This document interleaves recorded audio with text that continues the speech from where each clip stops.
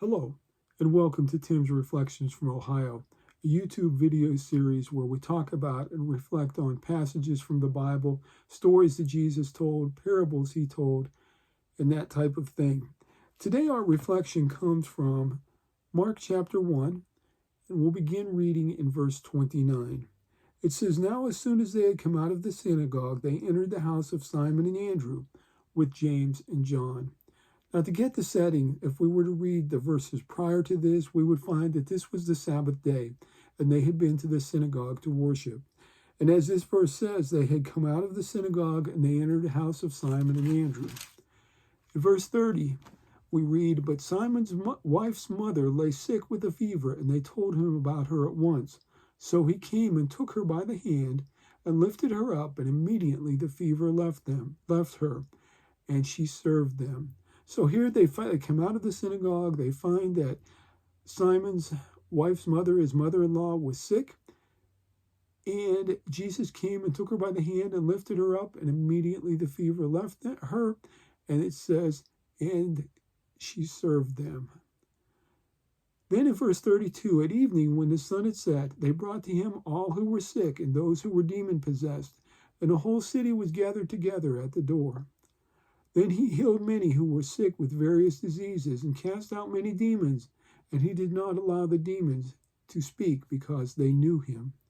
So here we find Jesus. He had had this very busy day. He had been to the synagogue to worship. And it says, we read, they came out of the synagogue. They went into Simon and Andrew's house. Simon's wife's mother, his mother-in-law, was sick.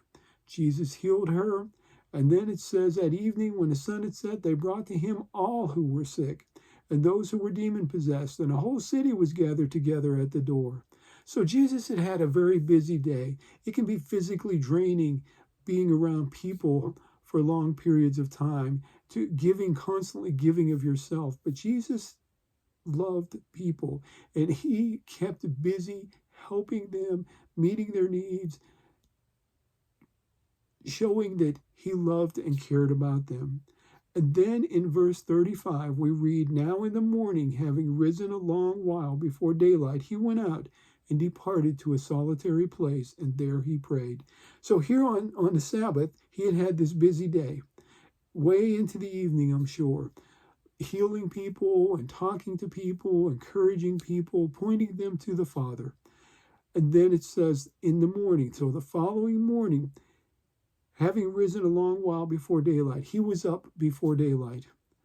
And it said he went out and departed to a solitary place, and there he prayed. He took time in his busy life. He took the time necessary to recharge his batteries. We'll use that expression, to maintain his connection with the Father. And what happens to us today in our busy lives? I mean, many of us are going and coming and going and busy with all kinds of things. Our children, our jobs, our families, maybe our extended families, our church we may be involved in, all of this stuff, and we're trying to keep everything going. And sometimes our relationship, our connection with the Father suffers. Sometimes we just feel too tired to get up. It says here, right, having risen a while before daylight, he went out and departed to a solitary place, and there he prayed. Sometimes we just feel, I'm too tired to do this. But Jesus did, and that was part of the secret of the strength that he had. He kept that connection going with the Father. And now, to continue on with our reflection, I want us to go down to verse 40. We're in Mark chapter 1, verse 40.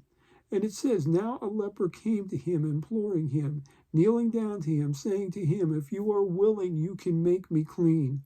And Jesus, moved with compassion, stretched out his hand and touched him and said to him, 'I am willing, be cleansed.'"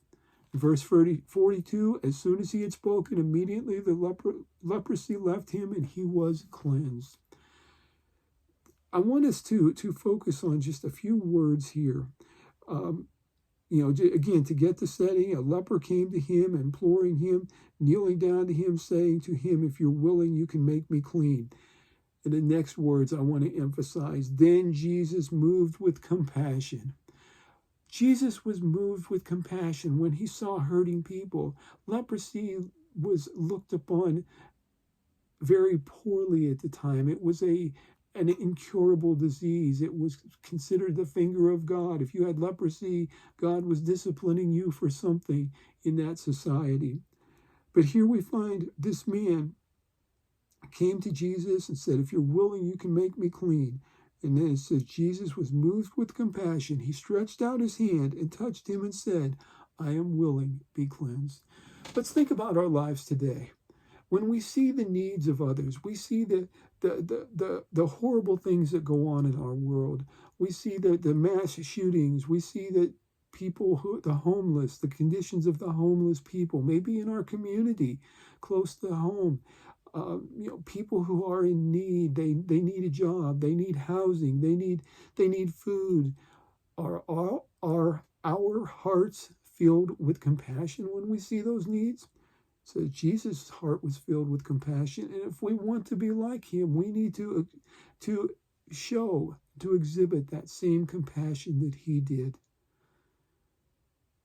I guess the question is, how much do we care about people? How much do we really want his heart? Jesus had a great heart for people. Do we really want to be like him?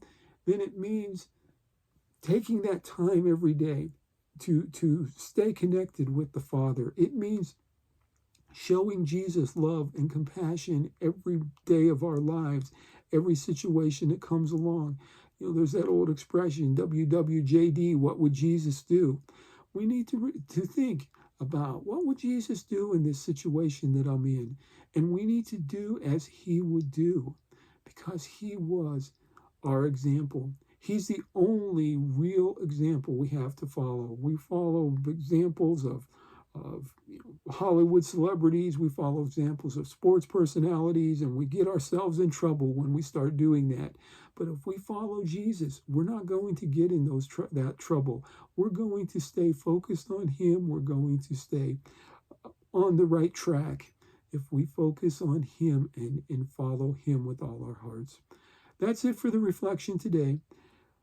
I encourage you, if you've been blessed by this reflection, hit that thumbs up button, leave a comment. But please don't walk away from this. Don't forget about how Jesus took that time to stay connected with his Father, even after a very busy day. How he showed compassion to those who were in need, how he cared about people. Don't ever forget those things in the course of our busy lives. It's easy to watch the video and think, yeah, that's really good. I need to keep that connection with the Father every day. And I need to show that compassion. It's easy to think those things and even make a commitment and then walk away and forget it. I encourage you, don't forget it. Don't forget how much he loves you. And don't forget this, he loves you so much that God sent his son to die on that cross for you, for me, all those years ago. He loved us that much. I'll leave it there. Thank you for viewing the video. Have a blessed day.